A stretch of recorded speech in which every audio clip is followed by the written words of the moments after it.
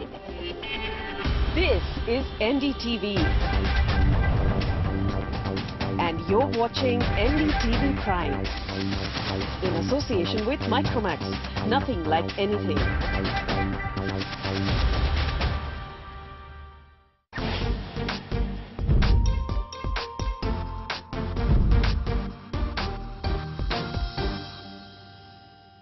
Affordable low-cost housing, that's the buzzword in Indian real estate today, with the NDA government's first union budget since coming to power clearly spelling it out, that affordable low-cost housing for all by 2022 is going to be their big agenda, their big priority. Are we on track to achieve this? Is there enough government and industry support to ensure a house for every Indian over the next 8 years? Let's decode the myths from the reality with our interesting panel of guests today. I'm joined by Rajesh Krishnan, Managing Director and CEO of Brick Eagle Group. This is a financial services platform for affordable housing projects. We're also joined by Anuj Puri, Chairman and Managing Country Head of one of India's leading property consultancies, JLL India, and architect Hafeez Contractor, a well-known face for his many landmark projects in the residential and commercial space. Gentlemen, thank you so much for joining me today. Let's first establish the problem through some numbers. The UN says that India is home to the world's, the largest number of poor in the world. The government says the housing shortage in urban areas is about 19 million.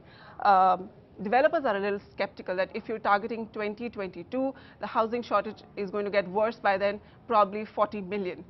Okay, so budget, lots of budget, slew of measures announced. Are those enough? Is housing for all by 2022 possible? Rajesh. Well, again, well put. Just to understand the magnitude of the problem, I suspect we need about 30 million homes, conservatively speaking, to house every Indian, which is about 3 lakh acres of lands, right? Which I suspect needs about $500 billion of investments, right? And which is about 15 billion square feet of construction, right? So I think we are talking about doing something which has never been done before in like 100 folds more than anything that's been achieved in India so far. So is it possible? I think we have a decent shot at it, right? Have we started moving in that direction? I suspect not. Anuj, he is hopeful. We have a decent shot at it. The recent budget announcement, is there enough to feel confident about? What else remains? One big thing that I did not see getting covered, and I'm not so sure whether it was even required to be in the budget, but one big thing which is creating that delay and will be a problem is the approval process. Right, no single window clearance. No single window clearance. And today if you were to ask me what is the biggest challenge, it is not as much liquidity. Liquidity is a challenge, but not the biggest challenge. Certainly it's not demand. You gave those figures, Rajesh, reinforced those figures. It is not the demand. Ability to construct, there could be a challenge, but I'm sure there are contracting firms, there are international firms who can come in. There is labor. I'm sure there is a problem, but perhaps not to the magnitude what it needs to be. The problem really lies on the approval process. Unless the government looks into it much more closely and says how we are going to be able to simplify the approval process, this is not going to happen. Even if you were to buy a land today, you're not able to really start construction in 24 to 36 months. Then it takes about 36 months to complete the construction. You're already in 2022 by the time you start doing it today. So I think really at a central government level, if they have to push this agenda, and this agenda has been on the manifesto of this government, and if they have to push it, they will genuinely need to go back to the state governments and say, we're either going to stop your funding or you better get that act together. Yeah. One has to look at it from a different perspective. And what is that? Look at housing as an infrastructure. Today, you're looking at roads. You want to build roads. Do you buy land? Do you buy land? No, you don't buy land. You just align the road and you make the road. What about housing? What my friend just said, okay, 19 million, 30 million, by the time 2050, you'll go to what number? How many more people are going to come to the city?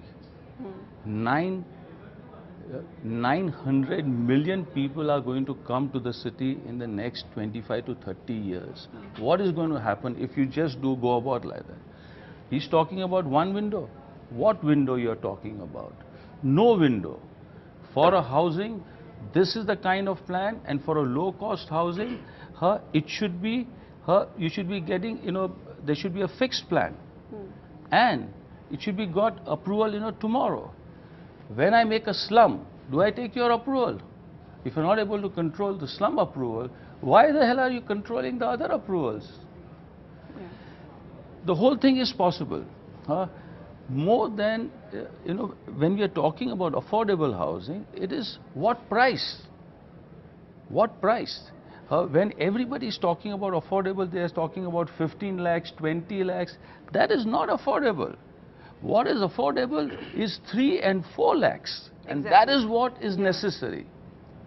And it is doable. It is doable provided you all look at it from a different perspective. So stronger political will to actually act on affordable housing.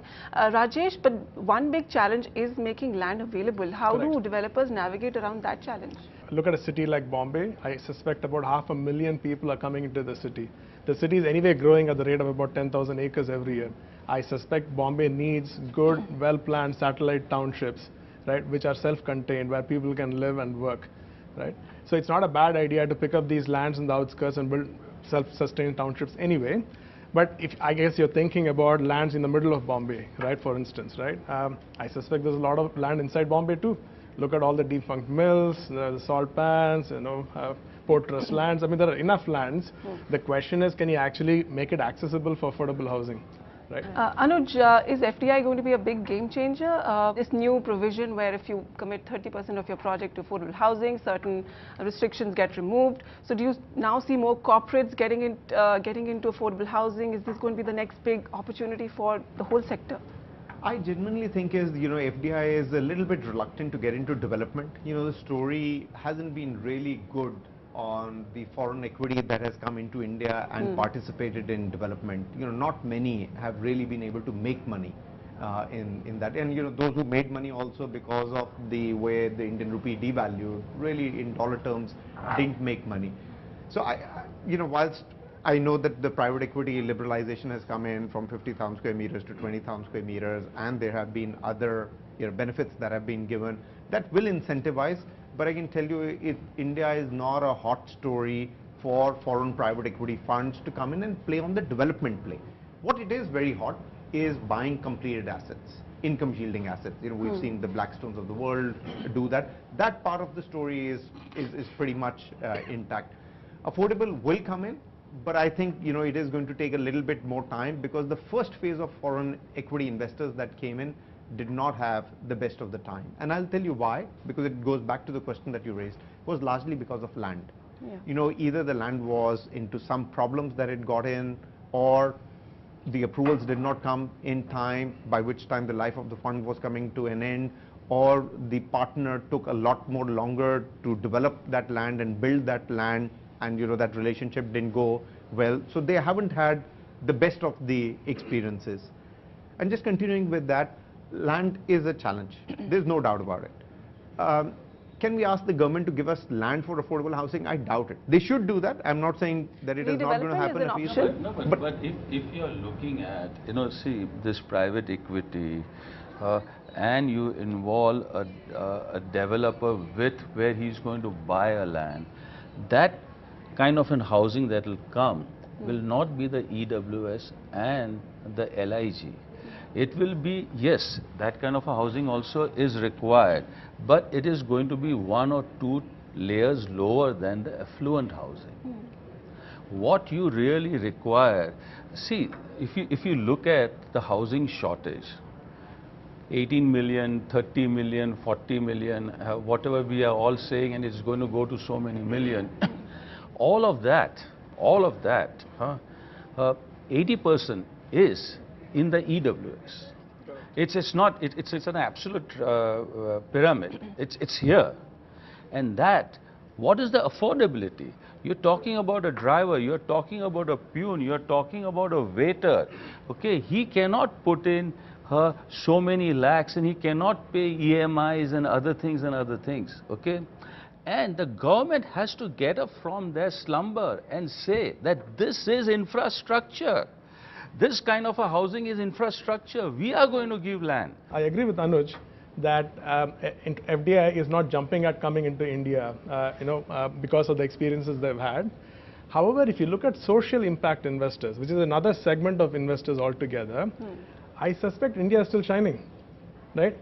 Because, I mean, India houses most of the world's poor, right? And from a social impact perspective, people are looking at India very seriously. Right. And this includes foundations, development finance institutions, pension funds in Europe, who all have allocation for social impact. So in the context of housing at 5 lakh rupees, 3 lakh rupees, I suspect we can find money from these investors, right? And in this context, it's very important what the government has done, right? Reducing the barriers on FDI. Because when people give social impact money, a lot of these foundations are happy to give $1 or $2 million. They don't want to give $10 million, right? So the fact that they've reduced entry barriers on FDI is an important thing, right?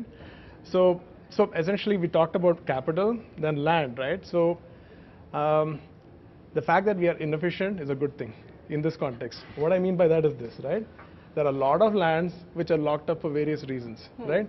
For instance, in the heart of city, let's say Koperkarne, we have MIDC lands, which cannot be used for residential, right? And those lands are actually mispriced, right? There are a lot of lands which are zoned differently, which are not available for residential use, and at these price points, it's not viable for commercial development, right? So I'm saying, if we can go after these lands, pick up mispriced lands, and make it available for social housing. Okay, so on that note, we need to take a small break. We spoke about whether affordable housing for all by 2022 is doable or not. We'll come back and chalk out the solutions of the broad challenges that stand before affordable housing.